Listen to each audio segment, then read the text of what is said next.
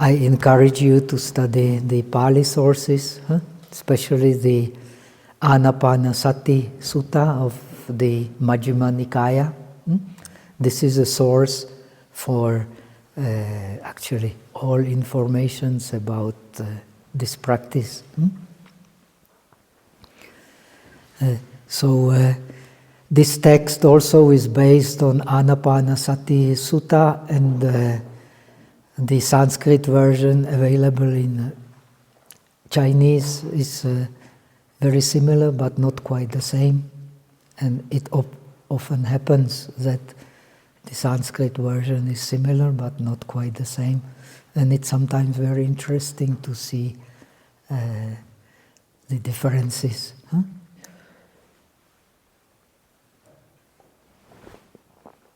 So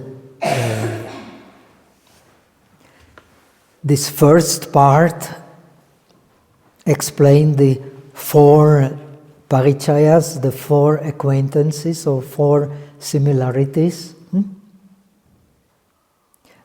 For familiarities, sorry. 4 familiarities we should have in order to attain clarity in the meditation on the breath. That's why they are called parichaya.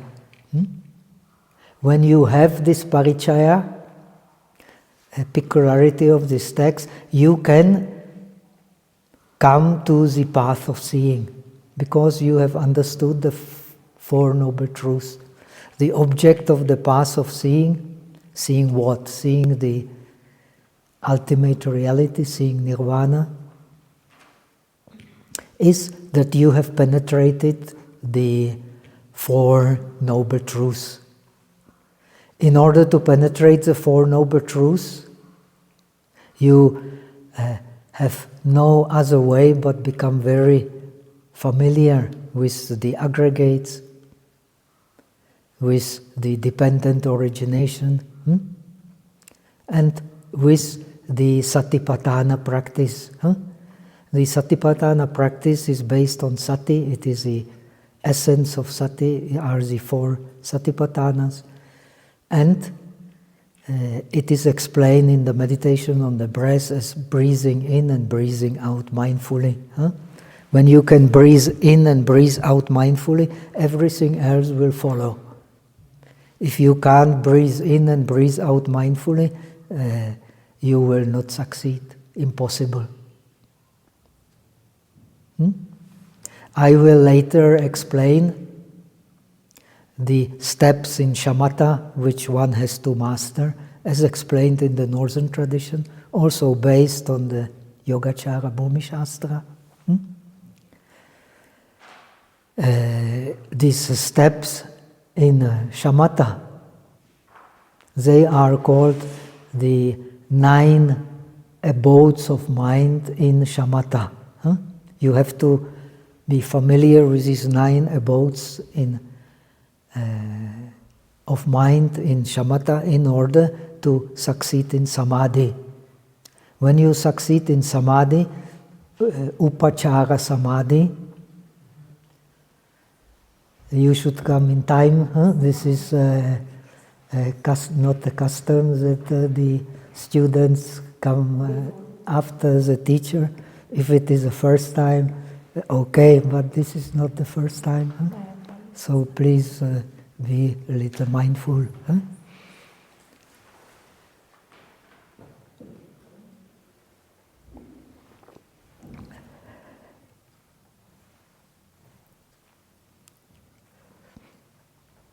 So,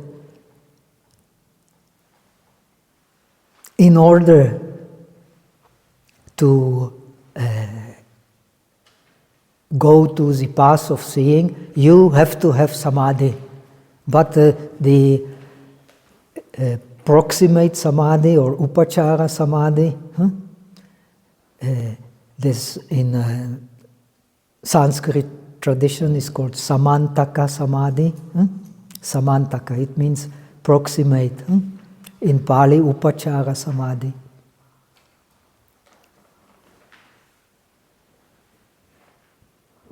Can I ask you just a simple question? What is it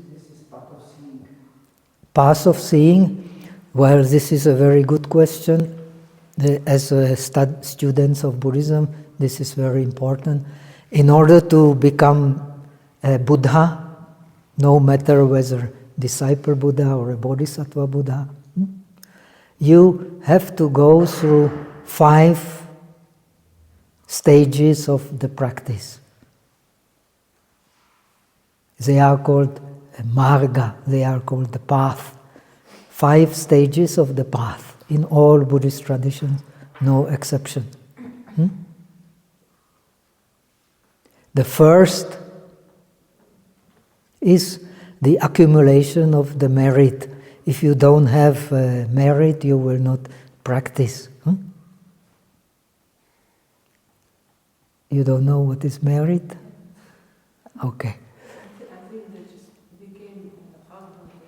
What is MERIT.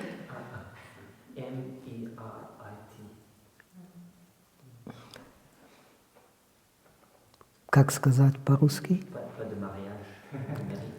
Merit. Как сказать по-русски? Упомни меня. Merit по-русски? Женить? Нет. Нет. Нет, женить, нет, это другое дело. MERIT. That you can also translate by virtue. Virtue, you know, virtus.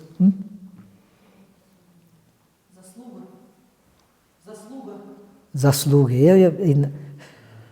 По-чешски вот тот самый. Заслуга. You need...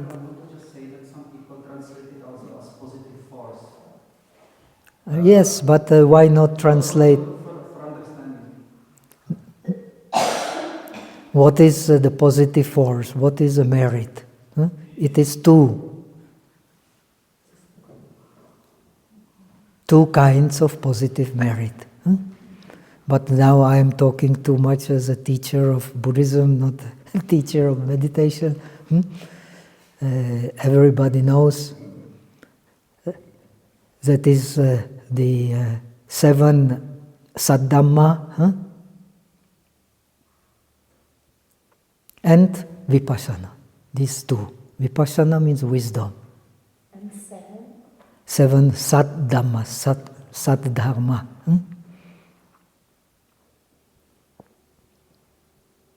Satta Saddhamma.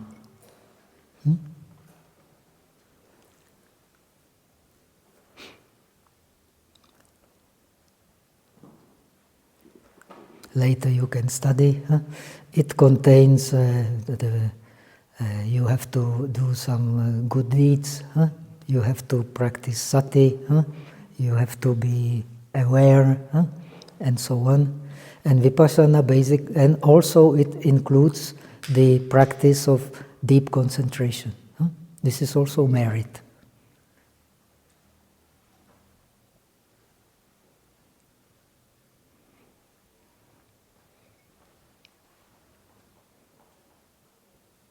And it also, very important, means also the Indriya Samvara, the discipline of the senses. If you don't have discipline of the senses, you cannot meditate, impossible.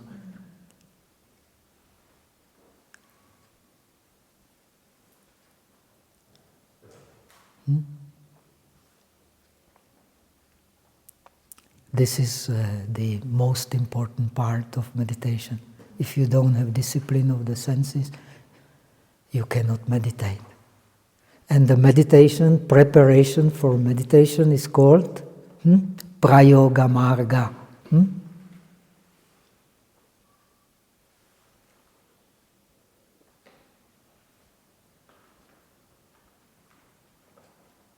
In the Prayoga Marga, you understand what is explained here. You become familiar with the 5 aggregates, their impermanence, their causes and conditions, which is dependent origination, Dependent origination happens moment by moment. In every moment there is cause and effect. If there is no cause and effect, nothing happens.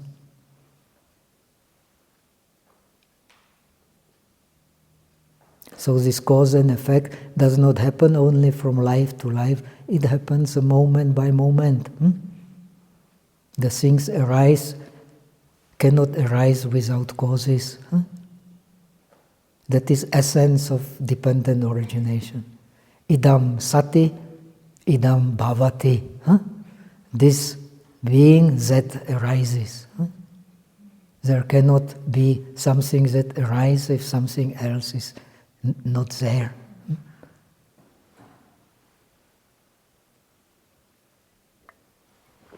Idam sati, idam bhavati. Very important to understand. That is in like Heart Sutra. Essence.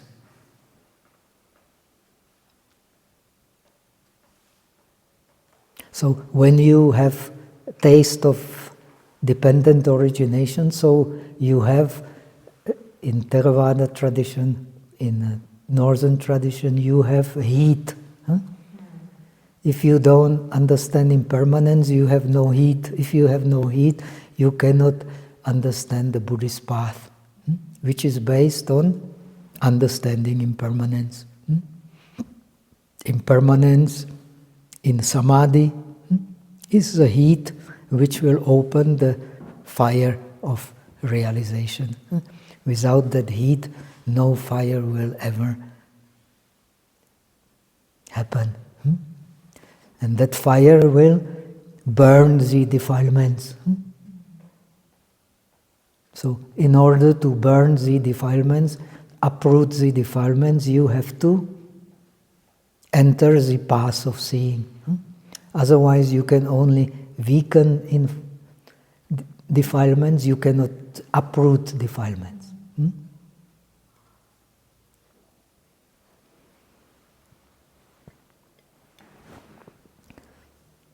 So, if you understand dependent origination, that everything happens due to causes and conditions, and these causes and conditions happen every moment, you can get the direct seeing of nirvana, the ultimate reality. If you have the direct seeing of the ultimate reality, you become the Arya. In the time of Buddha, Arya meant depending to certain group, as opposed to another group. But the Buddha, he changed the whole picture. The Arya is one who knows the ultimate reality. That is a true Arya. No matter whether he is black or white or whatever, no matter whether he is Shudra or a Brahmin, he is not noble, he becomes only noble really when he sees the ultimate reality.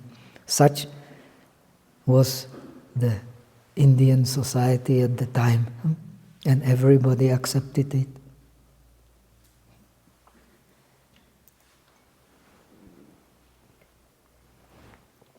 So people were very, very enthusiastic in practice, less enthusiastic in other things. Now we are all enthusiastic in all other things except the practice. What to do? This is modern times, as Chaplin has so well represented.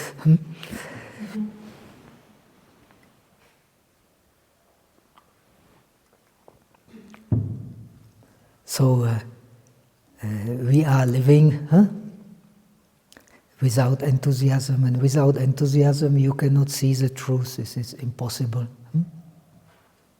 So this enthusiasm comes as a heat in the practice of impermanence seen in samadhi. If you don't have samadhi, you don't see the real impermanence. It happens every moment. Every moment arises due to causes and conditions.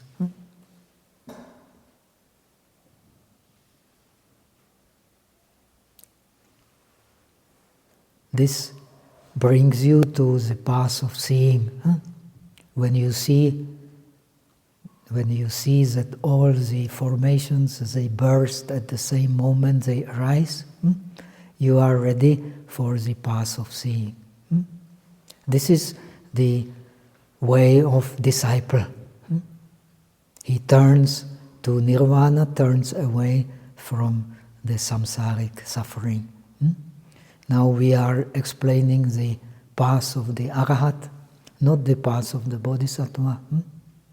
So we have the bodhisattva, if he does not understand the path of arahat, he cannot be a real bodhisattva, because a Buddha is a teacher of the arahats. So how can one become a teacher of the arahats if one does not understand the five aggregates, the dependent origination, the Four Noble Truths? One has to penetrate them no matter what one's concept of the practice is. So this is very important. Without that, no Buddhism. So we are Buddhists because we have understood the five aggregates, the dependent origination, and the Four Noble Truths. That is a general wisdom. Without that wisdom, no path of seeing, neither for a bodhisattva nor for a disciple. So that we have this background. Therefore, according to the scripture, as you may have seen, when you have this preparation, you have seen the path of seeing. When you have seen the path of seeing, you have eradicated the defilements connected with the path of seeing. You have no more wrong view that there is self, there is no self. Self is due to grasping the idea of self. That is no more there. So you have satkaya, you don't have satkaya drishti, you don't believe that there is a self in these five aggregates. So you go beyond the state of putu jana. Putu jana in Pali, putu means bright, very bright. When we are putu janas, usually our raga, dosa, moha, they are very bright. When we become Arya, they shrink. Wide, I think you mean that. White. White, yeah. Broad. You can Broad. broad.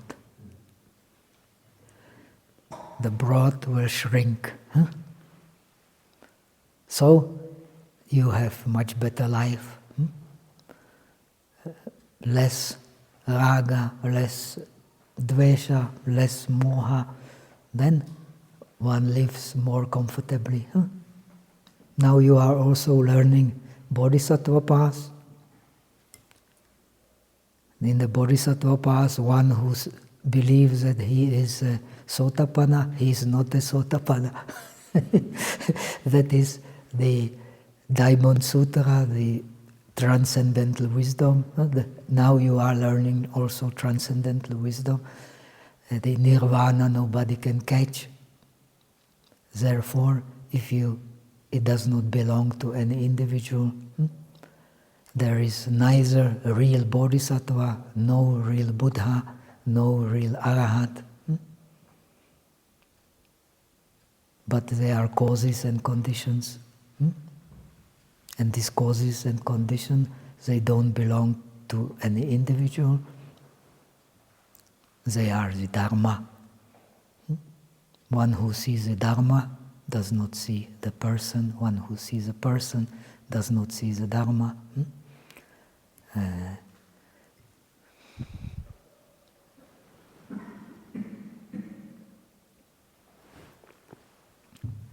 Okay.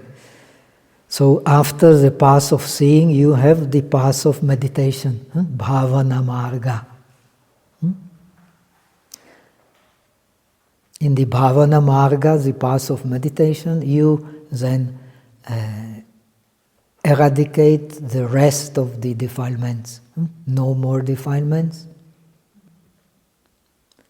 If you have no more defilements, you become an arahat. You become ashaiksha. You become the one who has nothing more to learn. Now, if you become a very inquisitive person, very curious person, like many of us may be, so you may not be satisfied with that. So the Bodhisattva always wants to learn not only the path of liberation, but also how to benefit all beings. So he learns medicine, he learns arts, he learns logic, he learns languages. So he decides to stay in nirvana due to his wisdom, but stay in the world due to his compassion. This is the ideal. And if he gets out of nirvana, if he is a great bodhisattva, then he learns from his defilements. He does not want to eliminate, but he wants to learn from defilement, because he wants to save all beings, and beings are all kinds of defilements. We are all different because we have all different defilements.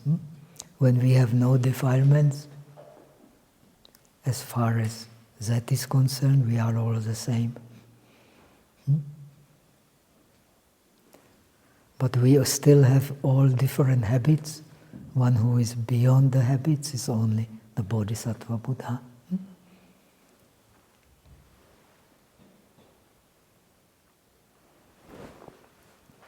So, anyway, these are the 5 marga, pancha magga.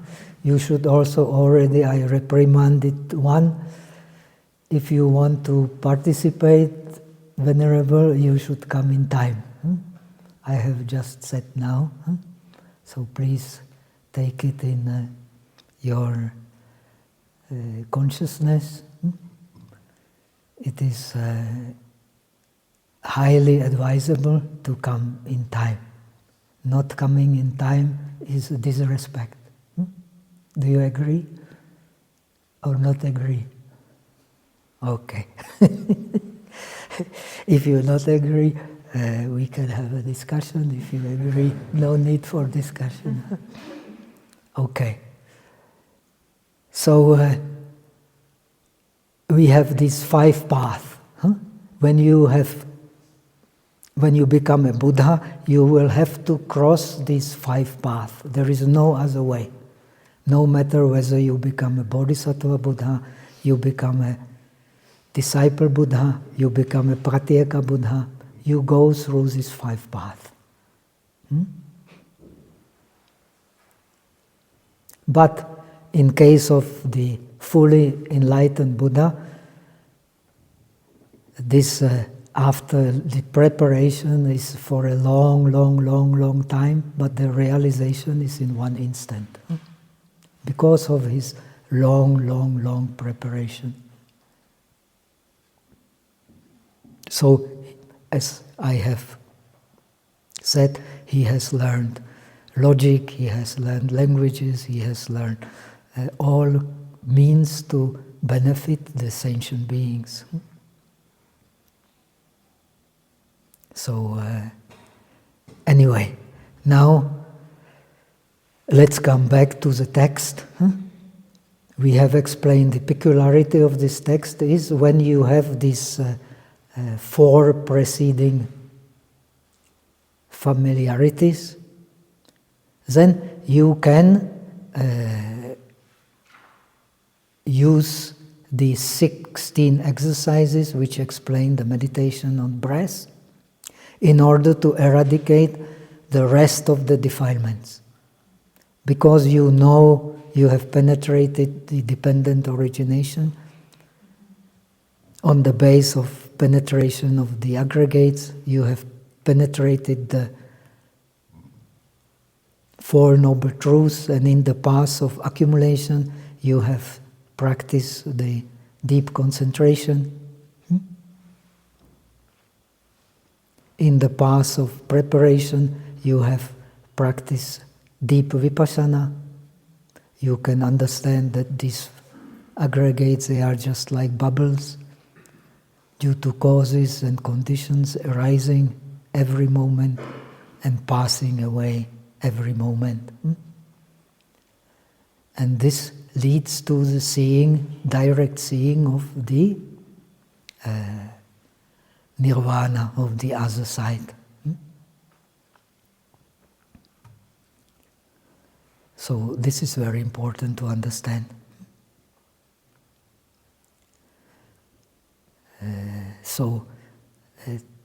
There is a difference between the southern tradition and the northern tradition, which is especially interesting and which is very important if you want to understand the Sanskrit tradition.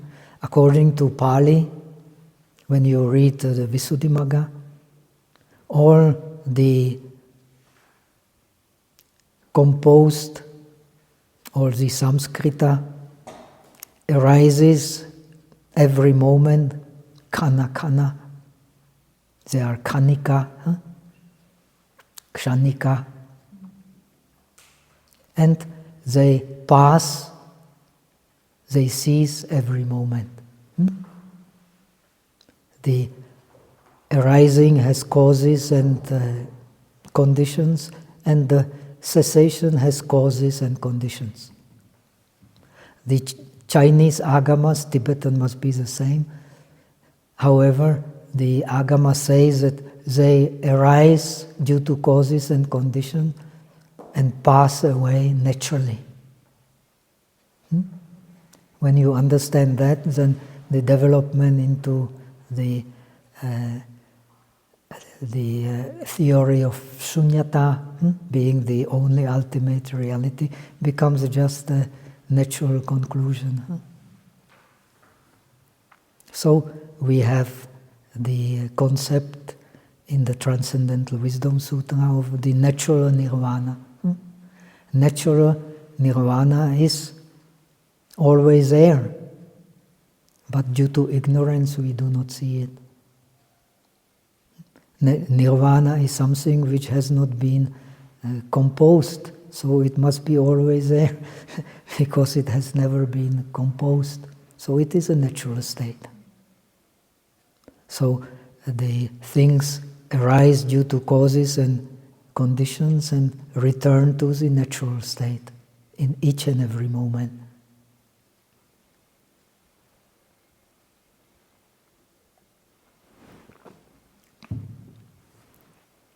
So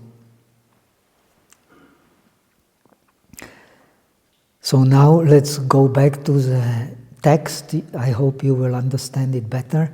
When you have penetrated the Four Noble Truths, you can see nirvana. And in order to penetrate the Four Noble Truths, you have to complete the path of accumulation of merit and the path of preparation.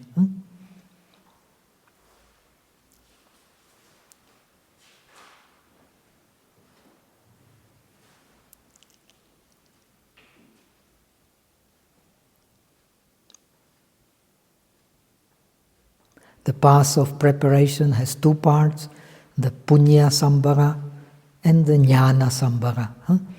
The equipment of the merit and the equipment of the wisdom. Without these two, you cannot do a correct effort, and without a correct effort, you cannot directly realize nirvana. This is a Buddhist theory.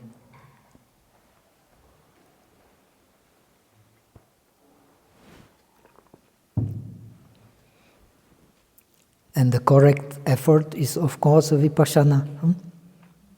Vipassana is a synonym of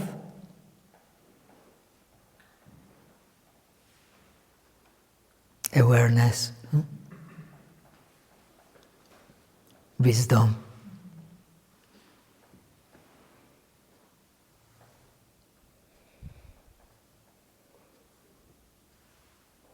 According to the Mahayana teachings, the awareness and suchness, they eventually become one.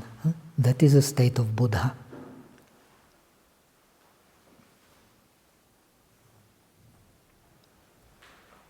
In case of Arahat, it is not yet complete, so to say.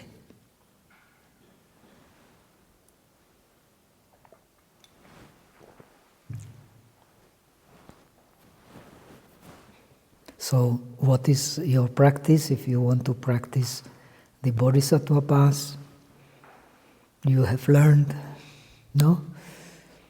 They did not teach you to see the facts, and ignore what you think as being your own dreams. Stay with the facts, not with the concepts.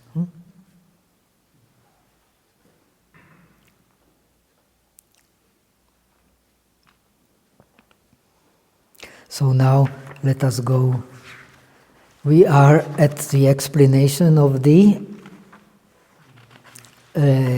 dependent origination.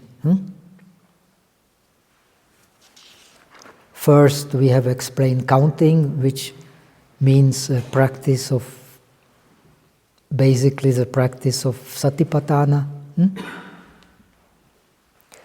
being aware with mindfulness of everything that arises in terms of body, sensations, mind, and mental objects.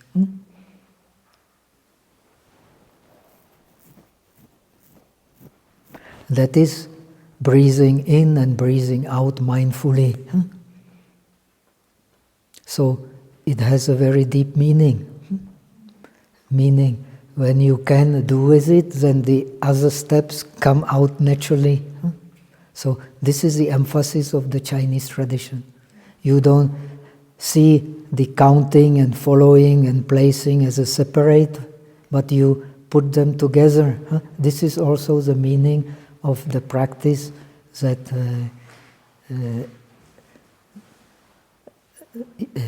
you have been doing. I am talking to Kesara now.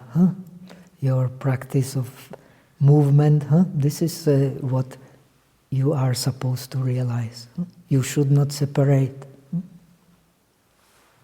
This idea also comes in the scriptures, in the Anapana Sutta. When you are counting, you cannot separate from placing. When you are breathing the long breath or short breath, you should not separate from seeing the whole body and from making your breath subtle. They come together. But people, unfortunately, who have not much understanding in the deep meditation, who have no realizations, they always tend to separate them. And this is a source of great misunderstandings. For that, the knowledge of Mahayana is very, very important.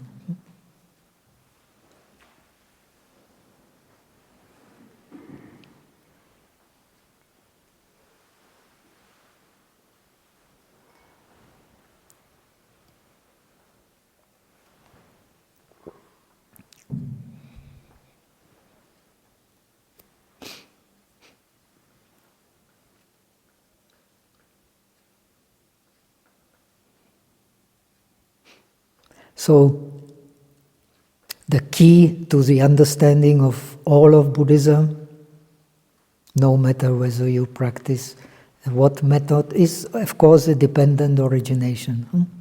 Now, without penetrating dependent origination, there is no question of having any realization as far as Buddhist practice is concerned. This is peculiarity of Buddhism.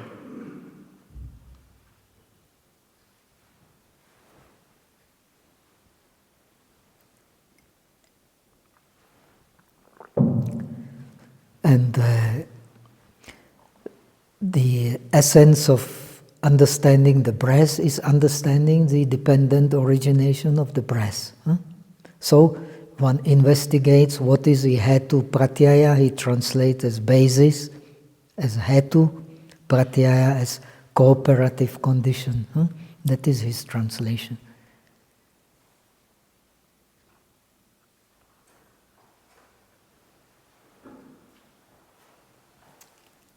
So understanding the dependent origination is the science of understanding everything arising due to primary and secondary causes.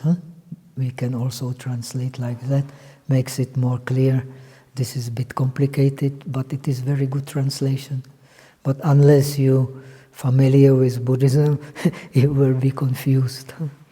That is little bit problem with this translation. He is very familiar with Buddhism, so he uses his own language. But the primary cause of mind cannot be non-mind. Is that right? Primary cause of mind cannot be non-mind. There are all kinds of theories. If you accept that everything is mind, the rupa is also mind in Yogacara. Everything arises in the mind. Yes. So the primary cause of mind is the mind. But the mind which is alaya, which is base for the impermanence, is the cause of samsara. But that mind which is a Buddha mind is not cause of samsara. It is a cause of the Buddhahood. It's just that prana can only be a cooperative condition of the mind. It can't be. As soon as there is prana, there is a movement, and the life is a movement.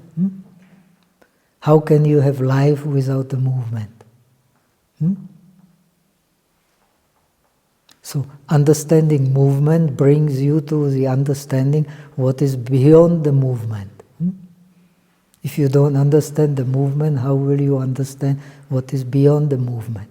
So that is why in this text so much emphasis on the jivitendriya, faculty of life. Faculty of life is the mystery of all Western religions also. The tree of life. When you understand tree of life, you understand the God. So the Upanishad, Maitreya Upanishad, identify prana with Brahma. Prana is Brahma. Because it creates everything. And prana is that which gives life. But it cannot be personal. That the Western mystics also know.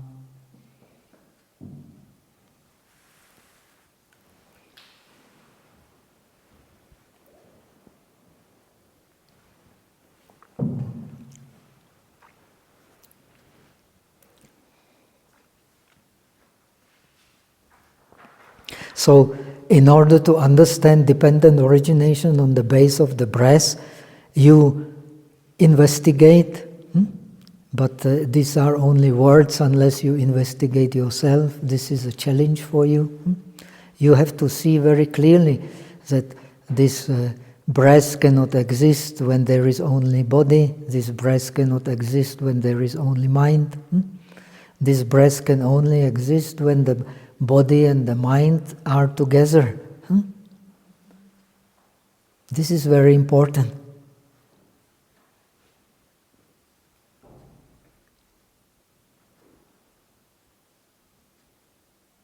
And the body and the mind being together,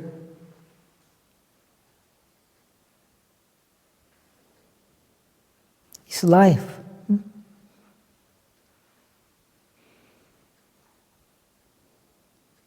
Is life in our sphere. But according to Yogacara, even in the arupas, you have this very, very subtle mind and very, very subtle kind of rupa, which is beyond normal mind to perceive.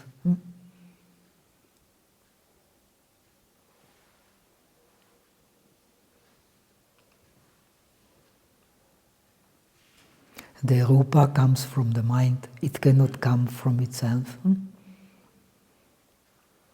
This is the difference between religion and the science. The science always looks for the meaning in the rupa, but the religion sees the meaning in the mind. And without the mind, nothing has meaning. No God can have meaning without mind. No nirvana can have meaning without mind. So mind is the source of everything.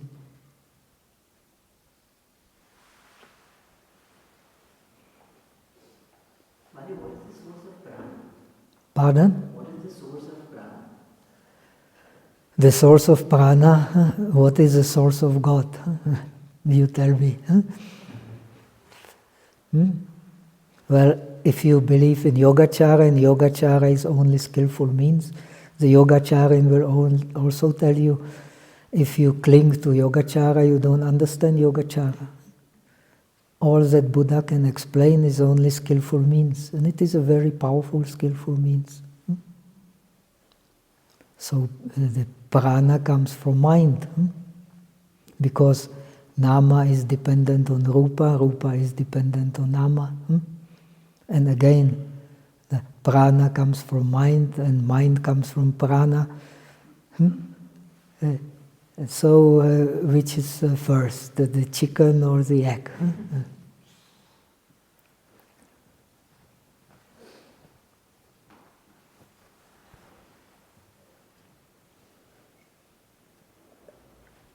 And I'm reminded of this thali confusion we had, egg thali. Which comes first, the chicken or the egg? The egg is prana. Okay, we don't engage in philosophical discussions. So we have to understand very clearly by your own body, not just by concept, that this breath comes from the mind and the body. Otherwise, this understanding will not kick you. And if you're not kicked, you will not meditate. This is the fact. Now, normally, how does a doctor test if somebody is dead or not? He puts a mirror to his nose, he puts a mirror to his mouth. If he's not, the mirror does not collect the steam or something. Then Amen or bhikshu comes, or priest comes, and it's finished. In Indian literature, many wonderful stories. They discover the yogi in deep meditation. They think that he's dead, so they bring him to the funeral pile. Then he jumps up and starts running away. Many stories like that in old Indian literature. The great yogi, when he enters into the this asanya samapati, like the pilot Baba, or he enters into sanya vedaita samapati, if he is arahat, then he is practically like that. So they may think, okay, let's dispose of him, put them on the fire. He jumps up. It happens many times. Nowadays, arahats are not easy to find. So it does not happen even in the great India.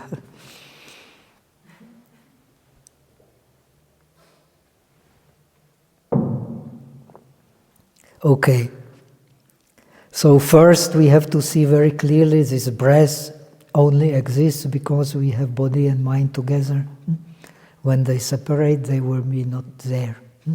If you attain the fourth dhyana, you will not feel the breath anymore. But it is still there, but in a very, very subtle form. So it is not there from the gross form of view. One considers that the in-breath and out-breath is conditioned on body and mind. The next step, which is not the traditional step, what is body and mind conditioned by? Of course, the mind, vijnana pacaya nama rupa, right? This is dependent origination. The mind conditions the nama and rupa. Nama is that which bends to the object, and rupa is the object. If you don't have that which bends to the object, you don't have any object also. But here, different. You are working on the breath. This mind which conditions the nama rupa is the mind of the past existence. But here you are meditating on the breath, so the answer is different. It is the life faculty.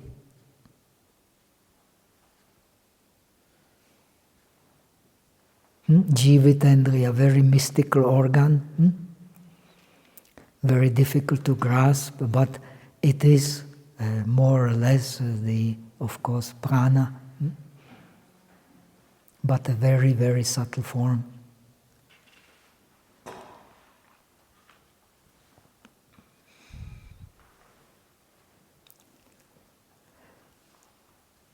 So you should understand, this is why the Buddha teaches that in every in-breath and out-breath, you should meditate, you are like being dying and being reborn.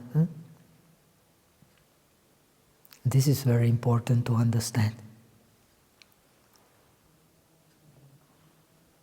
This is true on the level of the gross breath, but it becomes also true on the level of the subtle breath. If your cells in the body do not expand and shrink, they are dead, they are cancer cells. When we become old, we are all accumulating cancer cells. It will manifest everywhere. They cannot breathe, but we are still living because the other cells are breathing.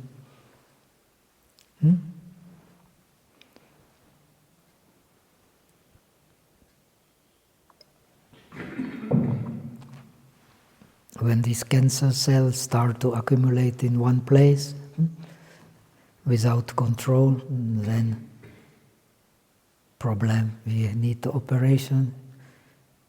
We need the, what do you call it? The illumination? No. The chemotherapy or the radiation therapy and so on. If that does not help, amen, or abhidharma, avijja pachaya, sankara pachaya, vijnana pachaya nama rupa. We recite when somebody is dying, always invite the monks. Anicca bhatta sabbe sankara, upajito anirujanti, and so on and so on. In China, Amitobo, Amitobo. Okay, so this is life. We are living because we are breathing.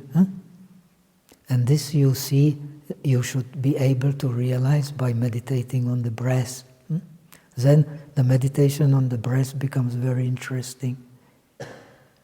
Otherwise, you may be bored. Some people are very bored. Just, I better do something else because not understanding anything about this meditation. But there is, for one who understands, there is nothing more fascinating and more illumining than the meditation on the breath.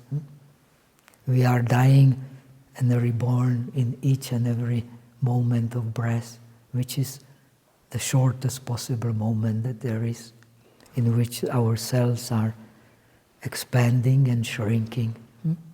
That is breath. That is the life faculty.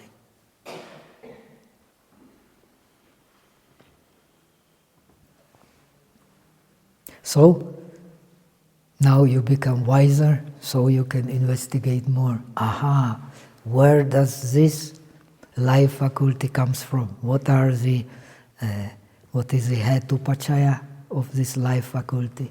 Come on, meditate. What? Why?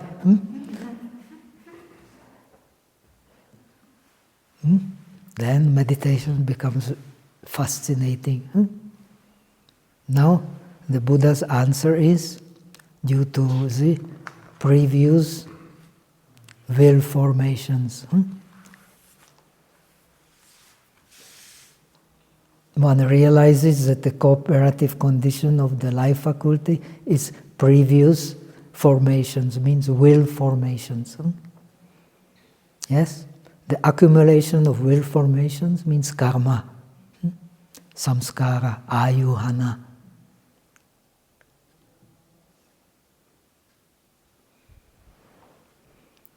We have been accumulating the will formations, so we did not become arahat in past life, so here we are. Good morning. Please meditate correctly, see this very clearly.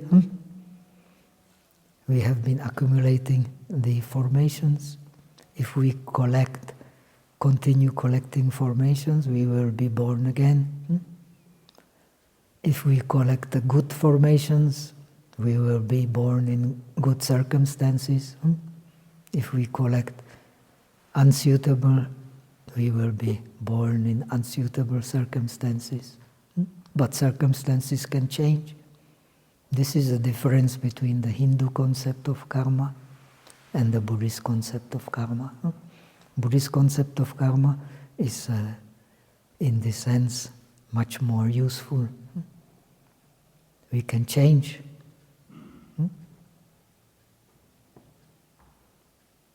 If we change our mind, we can change.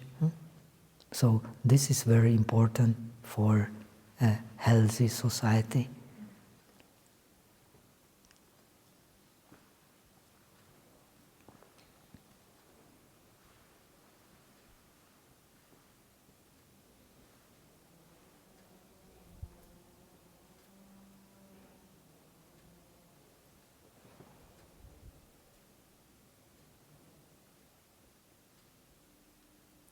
So then, why are we collecting these formations? Because we don't understand. That's why before you had to understand 5 aggregates. 5 aggregates are the process. We accumulate these formations we were accumulating in the past life because we believe in the self. And we continue to accumulate because we believe in the self. If you don't believe in the self, you get the freedom. You can accumulate, but only good formations. So, the Bodhisattva, he wants to be reborn in the better circumstances in order to benefit himself more and all together all sentient beings.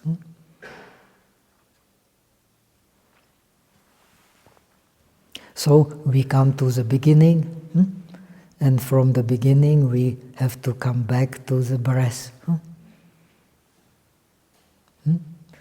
When we understand the beginning, we will not try forcefully to observe our breath, but we will develop mindfulness.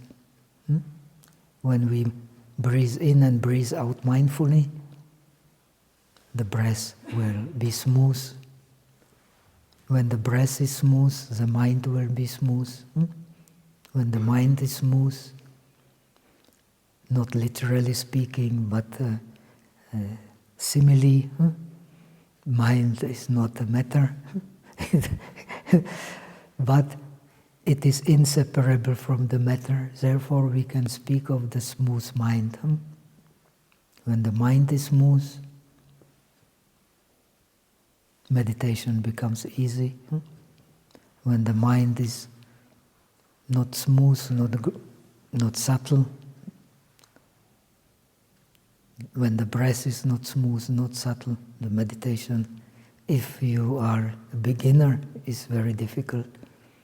If you are advanced student, then you can relax even in the pain and in the state of discomfort.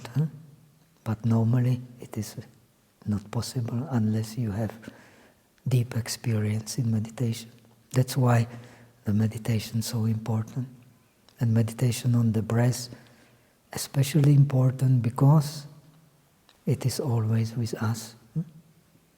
It will accompany us in joy, it will accompany us in trouble, it will accompany us in sickness, and until we die it will be there. So, as here explained, it is the best way to get clarity, to practice meditation on the breath.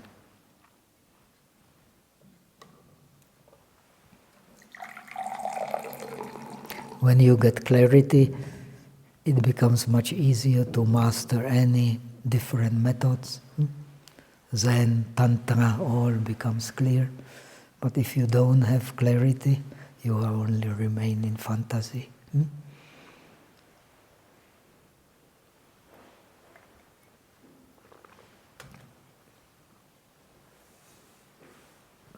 So, we have to go back. There are 4 ways of studying dependent origination, from the beginning to the end, from the end to the beginning, from the middle to the end, and from the middle to the beginning. What is the middle? The Vedana. Vedana Pachaya Tanha. That is the middle.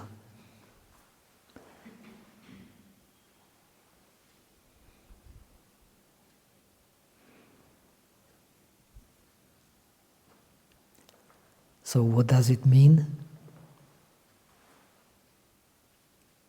When the breath becomes smooth, the Vedana of the breath, the sensation of the breath becomes also pleasant. Right? When we have a pleasant sensation, we can relax. When we can relax, it's easy to concentrate, it's easy to differentiate. But when we are in tension, as most of us are nowadays, very difficult to meditate. So, very important to relax in a more or less comfortable posture, so that the breath becomes smooth, soundless, continuous. This continuity becomes especially important when you meditate on these 4 stages of breath. Right? So, from ignorance we come back to the breath the same way, and then we understand that the meditation on the breath is also the meditation on by means of sublimating the breath, we sublimate the sensation. By means of sublimating sensation, we sublimate the mind. By means of sublimating the mind, we understand that which is beyond the mind. Beyond the mind which we can grasp. If it is a mind or non-mind, never mind.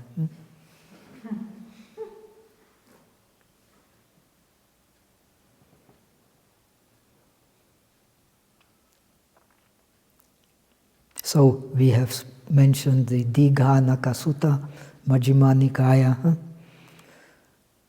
the long nails, uncle of Sariputra, the heterodox yogi. He thinks he has realized something. He is very smart. He thinks he has realized something because he does not like Vedana. Name kamati. Out Vedana. Nothing to do with it. And Buddha tells him, you did not understand anything. You na Vedana pahataba. You cannot abandon the Vedana because the Vedana is Dhamma. How can you abandon the Dhamma? You have to understand the Vedana. You cannot abandon the Vedana.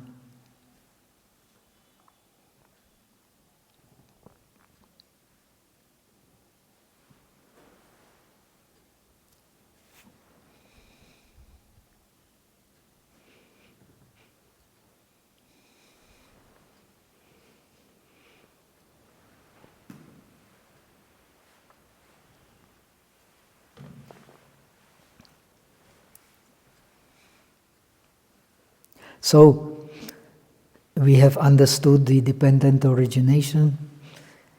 In all Buddhist traditions, to understand dependent origination, you have to understand it in terms of three lives. Otherwise, you cannot understand.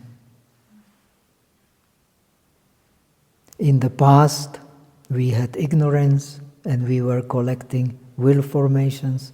Therefore, we were born. Being born means that our mind has arisen in the body.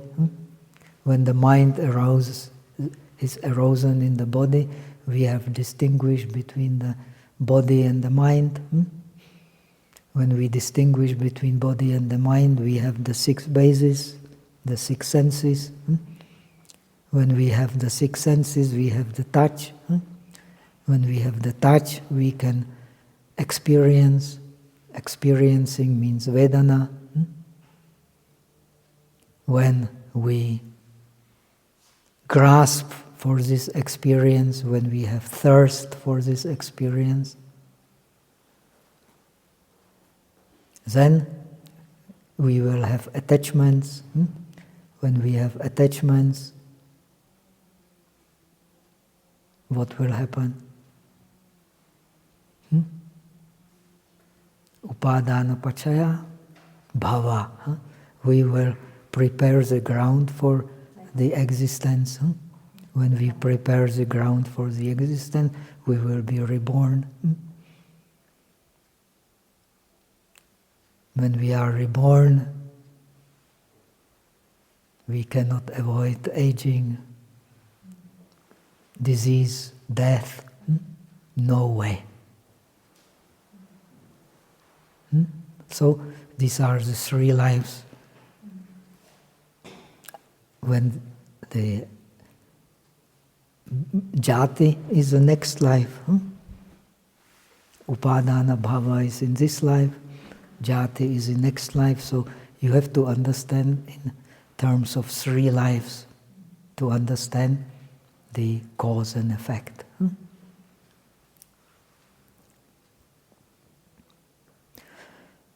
Now you have understood the dependent origination. It arises and passes away in each and every moment. It arises due to causes and conditions and ceases naturally. So you can investigate what is the cause of arising. Right? If you don't see it arising, how will you understand the cause of arising?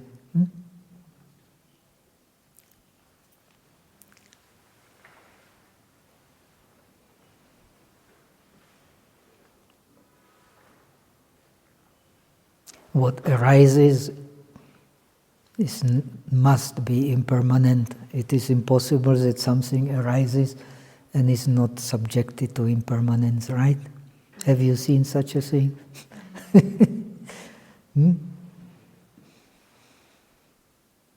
So, you understand impermanence. It happens moment by moment. This is, the life is a process. The mind is a process. The rupa is a process. Everything we experience is only the process. And process is impermanence. What is impermanent? You cannot really grasp. What you grasp is your idea, your concept, right?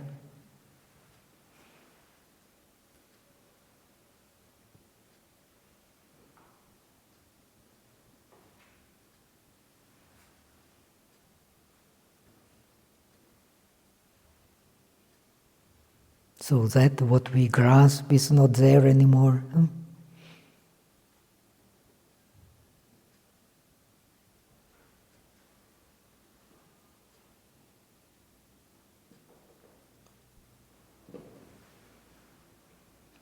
This is the realization. What we grasp is not there anymore. That is here explained, having occurred previously, and upon occurring, it disappears. In this tradition, disappears naturally. Naturally means it has no place.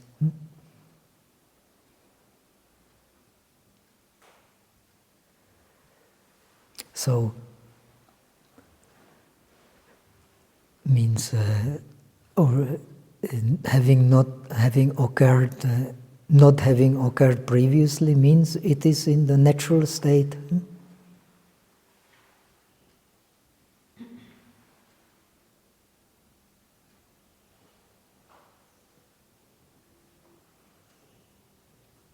Especially Chinese Buddhism always likes to speak about the natural state. If you like the Chinese culture, you will enjoy it. It is all searching for the natural state. When you practice Zen, the first thing you learn is you don't know what is natural. We think we know what is natural, but the first thing that a good teacher of Zen will teach you is you don't know what is natural. The natural is nirvana.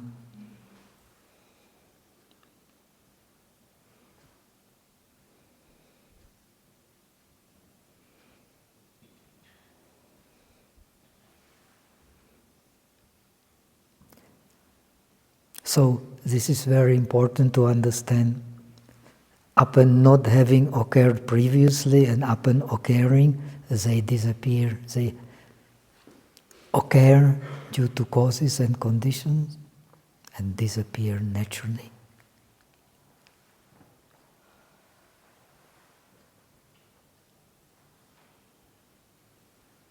Moreover, those phenomena that occur upon not having occurred previously and having occurred disappear are subject to birth, aging, sickness, and death. Actually, in Chinese and Sanskrit must be the same. It actually says jati dharma, jati dhamma, jara dhamma, vyadi dhamma, marana dhamma. They are just the facts. You should regard them as the facts. What does it mean? The birth does not belong to you.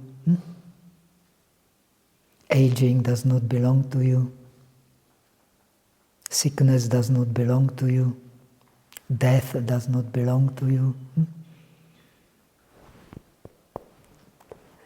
Sasha.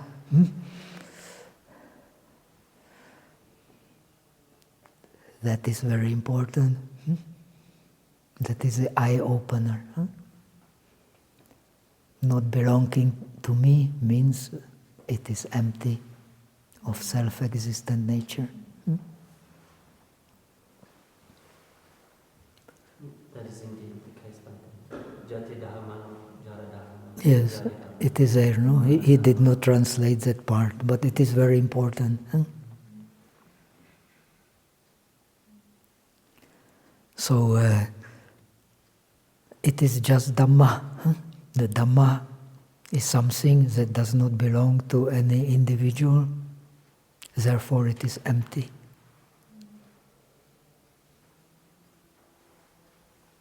If you understand that, you will be at ease.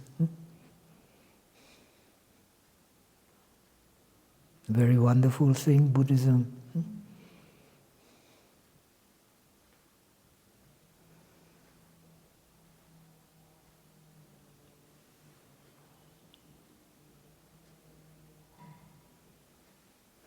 So this is engaging in reality. Reality, he translates truth, the Four Noble Truths. The king of the truths are the Four Noble Truths. They are suchness. Nobody can change them. They are tathata. That is why you have to translate the birth is tathata. The aging is tathata, sickness is tathata, death is tathata. This is the meaning of Dharma.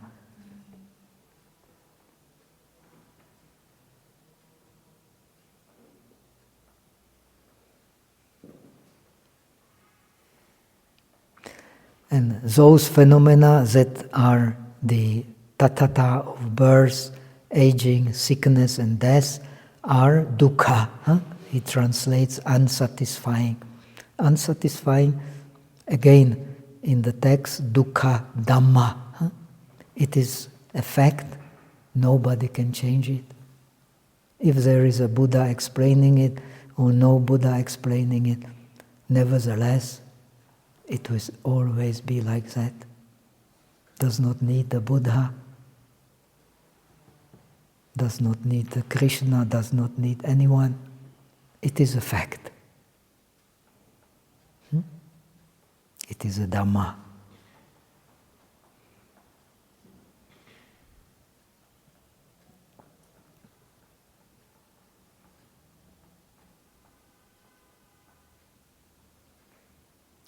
What means dukkha in Sanskrit? Very wonderful etymology. Du means bad. Kha means the sky. When we are in impermanence, we are born under the bad sky. No one can help it. We are in impermanence. We are the jati dhamma, jara dhamma, vyadi dhamma, marana dhamma. It is a fact nobody can change.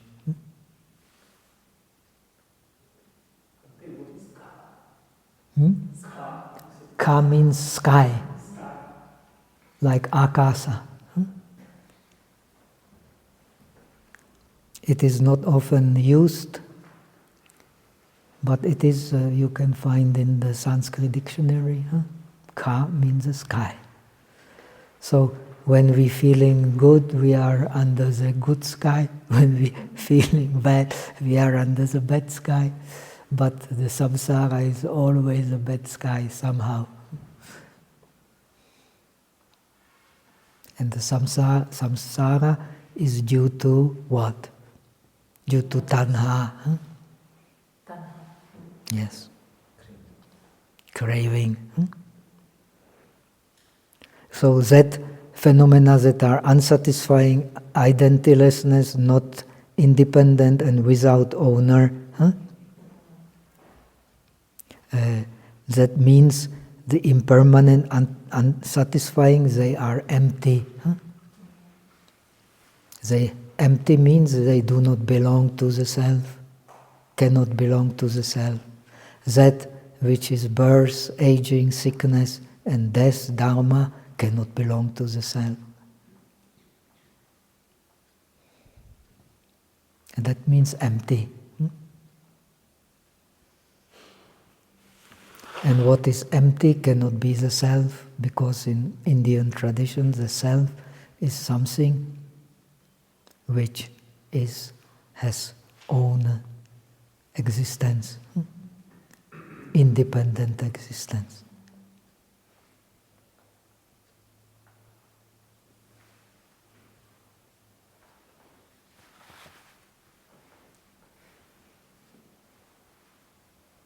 So, if you understand that, you understand the truth of suffering. When you understand the truth of suffering, the Arahat Gavampati says you understand everything. But still you have to explain. When you understand the truth of suffering, you understand the cause of suffering. That is a worldly truth. Samvrti. The worldly truth means suffering and the cause of suffering. Cause of suffering is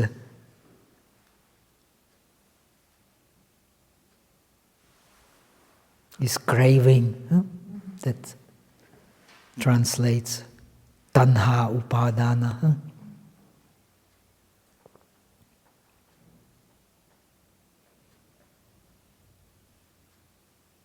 So when you eradicate the craving, tanha upadana, then bye-bye samsara. And that is santa and panita, that is tranquil and excellent.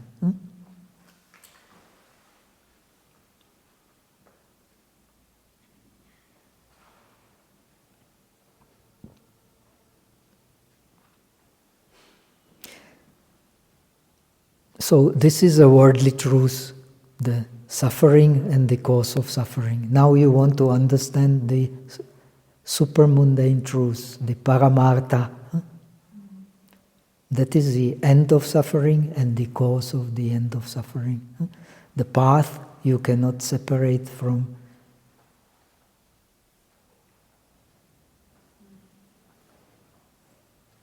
Path you cannot separate from the cause and effect. The cause is a middle, is a path. Effect is the nirvana, the end of suffering. Similarly, the cause is tanha, craving, and the result is suffering.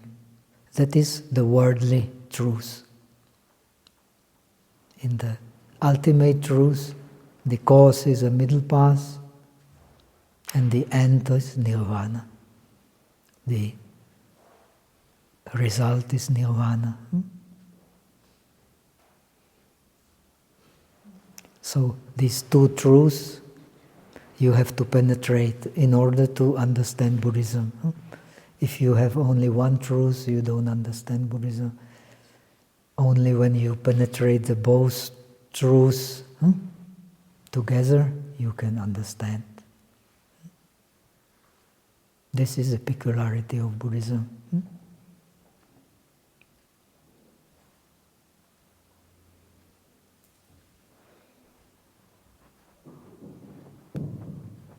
But on that note, reaching the end of the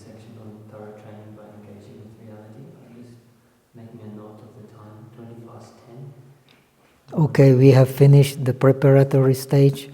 Now we can go to the 16 exercises, meditating on the breath. And we will be specially concerned with the shamatha practice.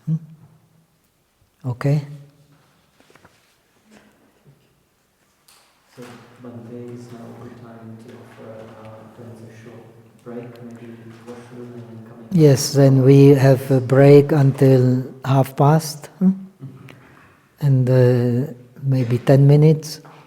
And after that we have 40 minutes meditation, 10 minutes break, 40 minutes meditation. Those who are used to meditation can continue, no problem.